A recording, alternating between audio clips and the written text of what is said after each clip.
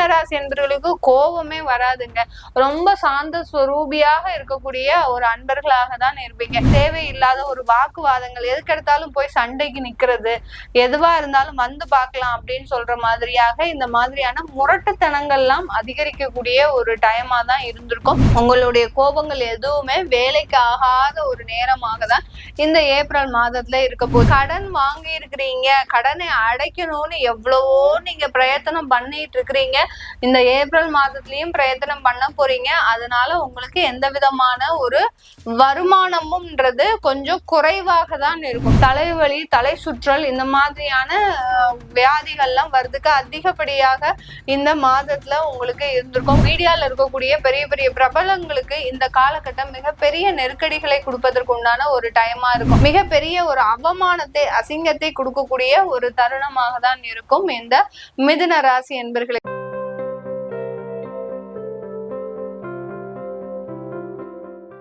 வணக்கம் நேர்களே, இன்னைக்கு நாம ஏப்ரல் மாத ராசி பலன்களை பற்றி பார்க்க போறோம்.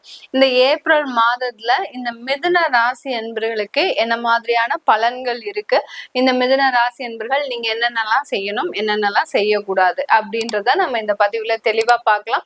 முதல்ல மிதுன ராசி என்பர்களுக்கு இந்த மாதத்துல கிரக அடைவுகள் என்னன்னு தெரிஞ்சுக்கணும் இல்லையா? அதுல உங்களுடைய ராசியிலேயே அந்த செவ்வாய் பகவான், ராசிக்கு 4ஆம் இடத்துல கேது பகவான், ராசிக்கு 10ஆம் இடத்துல சூரியன், புதன், சுக்கிரன், ராகு, சனி, 5 கிரகங்களின் சேர்க்கை 10ஆம் இடத்துல.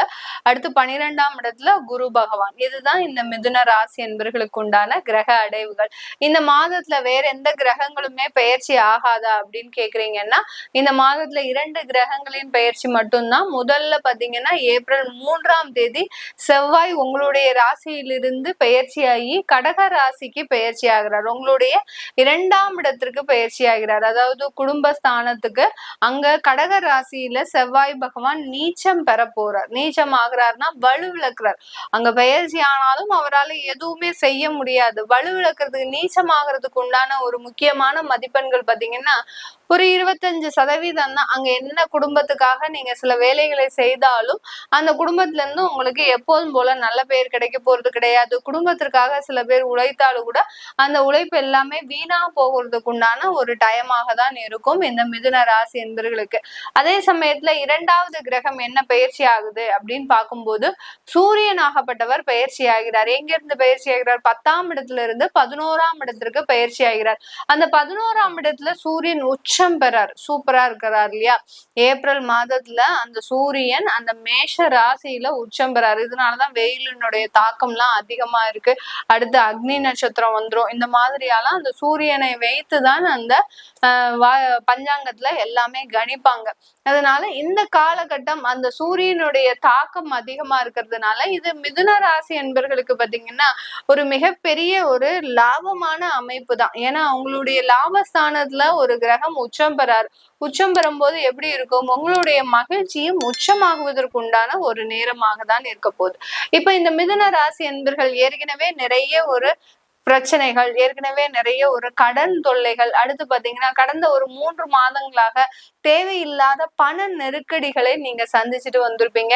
அந்த பண நெருக்கடிகள் மூலமாக எல்லார்கிட்டையும் ஒரு அவமானங்கள், உங்களுடைய கோபமான பேச்சுக்கள் மூலமாக தேவையில்லாத சண்டைகள், சச்சரவுகள், அந்த மாதிரியான வம்புகள், வழக்குகள், இதெல்லாமே இந்த மிதுனராசி என்பர்களுக்கு கடந்த ஒரு 2 மாதத்திற்கு மேலாக ரன் ஆயிட்டு இருக்கும். ஏன் மேடம் எங்களுக்கு இந்த மாதிரியா அதிகப்படியாக கோபம்? ஏன்னா மிதுனராசி என்பவர்களுக்கு கோபமே வராதுங்க. ரொம்ப சாந்த ஸ்வரூபியாக இருக்கக்கூடிய ஒரு அன்பர்களாக தான் இருப்பீங்க. திடீர்னு இருந்தாப்புல எங்களுக்கு ஏன் இவ்வளவு கோபம் வருது, இதற்கு என்ன காரணம், எங்களுடைய குணநலன்கள் மாறிட்டுதா, இல்ல இதுக்கு வேற ஏதாவது காரணம் இருக்கா அப்படின்னு கேட்கும்போது உங்களுடைய ராசியிலேயே அந்த செவ்வாய் பகவான், சந்திரனும் செவ்வாயும் சேர்க்கை பெறும்போது இந்த மாதிரியான ஒரு கோபதாபங்கள், தேவையில்லாத ஒரு வாக்குவாதங்கள், எதுக்கெடுத்தாலும் போய் சண்டைக்கு நிக்கிறது, எதுவா இருந்தாலும் வந்து பார்க்கலாம் அப்படின்னு சொல்ற மாதிரியாக இந்த மாதிரியான முரட்டுத்தனங்கள்லாம் அதிகரிக்கக்கூடிய ஒரு டைமா தான் இருந்திருக்கும். இது எல்லாமே இந்த மாதத்துல இருந்து உங்களுக்கு விலக போகுது. உங்களுடைய கோபங்கள்லாம் காணாம போகக்கூடிய ஒரு தருணம். எப்படி தீயில போட்டு பசுபமா ஆக்குறோமோ அந்த மாதிரிதான் உங்களுடைய கோபங்கள் எதுவுமே வேலைக்கு ஆகாத ஒரு நேரமாக தான் இந்த ஏப்ரல் மாதத்துல இருக்க போகுது. இந்த செவ்வாய் பாத்தீங்கன்னா உங்களுக்கு எந்த மாதிரியான ஒரு பாவகத்திற்கு உரியவர் அப்படின்னு பார்க்கும்போது இந்த செவ்வாயாகப்பட்ட என்பவராகப்பட்டவர் உங்களுடைய ருணரோக சத்ருஸ்தானாதிபதி, உங்களுடைய லாபஸ்தானாதிபதி. அந்த ருணரோக சத்ருஸ்தானாதிபதியாகப்பட்ட செவ்வாயும் லாபஸ்தானாதிபதியாகப்பட்ட அந்த செவ்வாயும் 2ஆம் இடத்துல நீச்சம் பெறார். அதனால கடன் வாங்கி இருக்கிறீங்க, கடனை அடைக்கணும்னு எவ்வளவோ நீங்க பிரயத்தனம் பண்ணிட்டு இருக்கிறீங்க. இந்த ஏப்ரல் மாதத்திலயும் பிரயத்தனம் பண்ண போறீங்க. அதனால உங்களுக்கு எந்த விதமான ஒரு வருமானமும்ன்றது கொஞ்சம் குறைவாக தான் இருக்கும். பெரிய அளவுக்கு வருமானம் வராது. அந்த கடனை அடைக்கக்கூடிய அளவிற்கு உங்களுக்கு அந்த வருமானம்ன்றது இந்த காலகட்டத்துல பெருசா இருக்காது இந்த மிதுன ராசி என்பவர்களுக்கு. அப்ப நம்ம கடன் கொடுக்க வேண்டியவங்களுக்கு என்ன மேடம் சொல்றது, நீங்க பதில் சொல்றீங்களா, நாங்க தான் பதில் சொல்லணும் அப்படின்னு கேக்குறவங்க நிறைய பேர் இருக்கிறாங்க. இந்த கடன் கொடுக்கக்கூடியவர்களுக்கு நீங்க இந்த காலகட்டத்துல என்ன பண்ணணும் அப்படின்னா, செவ்வாய்க்கிழமை ஒவ்வொரு செவ்வாய்க்கிழமை மினிமம் ஒரு 1000 ரூபாய் யாருக்கு கடன் கொடுக்கணுமோ அவங்களுக்கு நீங்க அந்த 1000 ரூபாயை பே பண்ணிக்கிட்டே வாங்க. கண்டிப்பா உங்களுக்கு உண்டான ஒரு வருமானங்கள் வரக்கூடிய காலகட்டங்கள்ல உயர்வதற்குண்டான ஒரு தருணமாக தான் இருக்க போகுது. இந்த மிதுன ராசி என்பர்களுக்கு உங்களுடைய உபஜய ஸ்தானாதிபதியாகப்பட்ட அந்த சூரியனாகப்பட்டவர் 11ஆம் இடத்துல உச்சமாகிறார். அதனால நீங்க எடுக்கின்ற முயற்சிகள் எல்லாமே பெருமளவு ஒரு நன்மையை கொடுக்கக்கூடிய ஒரு நேரமாக தான் இருக்க போகுது. எந்த இடத்துல என்ன முயற்சிகள் எடுக்கிறீங்களோ, வேலை செய்யக்கூடிய இடமாக இருந்தாலும் சரி, தொழில் செய்யக்கூடிய இடமாக இருந்தாலும் சரி, தொழில்ல நிறைய ஒரு வேதனைகள், இழப்புகள், பொருள் செலவுகள், அடுத்து பாத்தீங்கன்னா அந்த இடத்துல எங்களுக்கு தொழிலாளர்களே தங்க மாட்டேங்கிறாங்க அப்படின்னு சொல்லக்கூடிய இந்த மிதுன ராசி என்பவர்களுக்கு இந்த காலகட்டம் அதற்குண்டான முயற்சிகள் எல்லாம் எடுங்க. கண்டிப்பா அந்த முயற்சிகள் எல்லாமே வெற்றி வாய்ப்பை தரக்கூடிய ஒரு முயற்சிகளாக தான் இருக்கும். நல்ல அதன் மூலமாக தொழில்ல பல மடங்கு லாபத்தை பெறக்கூடிய ஒரு அமைப்பாகவும் தான் இந்த மிதுன ராசி என்பவர்களுக்கு இருக்க போகுது. உங்களுடைய 4ஆம் இடத்துல எப்போதும் போல கேது பகவான், இந்த கேது பகவானினுடைய பிடியில தான் இப்ப எல்லா கிரகங்களுமே மாட்டிட்டு இருக்குதுங்க இந்த மாதத்துல. அதனால எல்லாத்துலயுமே ரொம்ப கேர்ஃபுல்லா இருக்கணும். அதே சமயம் நம்மளுக்கு கொஞ்சம் கொஞ்சம் தடைகள் வரக்கூடிய ஒரு டைமாகவும் தான் இருக்கு. எதை எடுத்தாலும் ஏதாவது ஒரு தடை இருக்கும். அப்படி இருக்கும்போது நீங்க என்ன பண்ணணும், இந்த மாதத்துல சங்கடகர சதுர்த்தி வழிபாடு எல்லாருமே பண்ணிடுவாங்க மிதுன ராசி என்பர்கள்.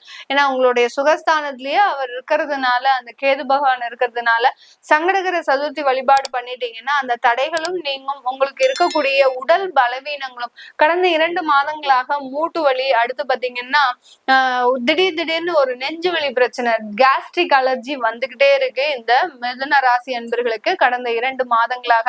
அது எல்லாமே அந்த கேது பகவான் வெளியில போறதுக்கு முன்னாடி, உங்களுடைய ராசியில இருந்து அந்த 4ஆம் இடத்துல இருந்து வெளியில போறதுக்கு முன்னாடி கண்டிப்பா அதற்குண்டான ஒரு வேலைகளை செஞ்சுட்டே இருப்பாரு. அதனால இந்த மாதிரியான மருத்துவ செலவுகள், திடீர்னு பாத்தீங்கன்னா தலைவலி, தலை சுற்றல், இந்த மாதிரியான வியாதிகள்லாம் வர்றதுக்கு அதிகப்படியாக இந்த மாதத்துல உங்களுக்கு இருந்திருக்கும். கடந்த 2 மாதமாவே பாத்தீங்கன்னா எங்களுக்கு பிரச்சனைகள் அதிகப்படியாக இருக்கு. ஆனாலும் அந்த பிரச்சனைகளுக்கு நடுவுல இந்த மாதிரியான உடல் பலவீனங்கள்ன்றது எங்களுக்கு அதிகமாகிக்கிட்டே வருது. திடீர்னு பாத்தீங்கன்னா தலை சுத்துது, திடீர்னு பாத்தீங்கன்னா வயிறு வலி ஜாஸ்தியா இருக்கு, திடீர்னு பாத்தீங்கன்னா எங்கேயோ நரம்பு பிடிச்சு இழுக்கிற மாதிரியே இருக்கு. இந்த மாதிரி எல்லாம் உங்களுடைய உடல் நலன்ல மிகப்பெரிய அளவு பாதிப்பை இந்த கேது பகவான் ஏற்படுத்திக்கிட்டே இருக்கிறாரு.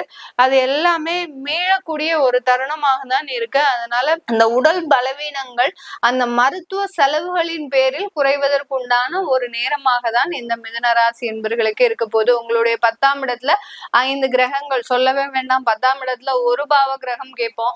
ஆனா இந்த 10ஆம் இடத்துல 5 கிரகங்கள் இருக்கிறதுனால இந்த மிதுன ராசி என்பர்களுக்கு நிறைய வாய்ப்புகள் கொட்டி வரப்போகுது. ஆனா அந்த வாய்ப்புகள் மூலமாகவும் சில ஒரு தேவையில்லாத பிரச்சனைகளும் வரும். சில பேருக்கு நிறைய இல்லீகல் கான்டாக்ட்ஸ் வர்றதுக்கு உண்டான வாய்ப்புகள் இருக்கு. அடுத்து பாத்தீங்கன்னா பெரிய மீடியா துறையில இருக்கிறவங்களுக்கு, அடுத்து அரசியல்ல இருக்கிறவங்களுக்கு இந்த காலகட்டம் மிகப்பெரிய நெருக்கடிகளை கொடுக்கறதுக்கும் உண்டான ஒரு டைமா இருக்கும்.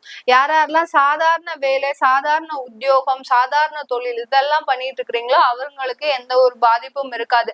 பெரிய தொழிலதிபர்களுக்கு, பெரிய அரசியல்வாதிகளுக்கு, அடுத்து சினியில இருக்கிறவங்க, மீடியால இருக்கக்கூடிய பெரிய பிரபலங்களுக்கு இந்த காலகட்டம் மிகப்பெரிய நெருக்கடிகளை கொடுப்பதற்கு உண்டான ஒரு டைமா இருக்கும்.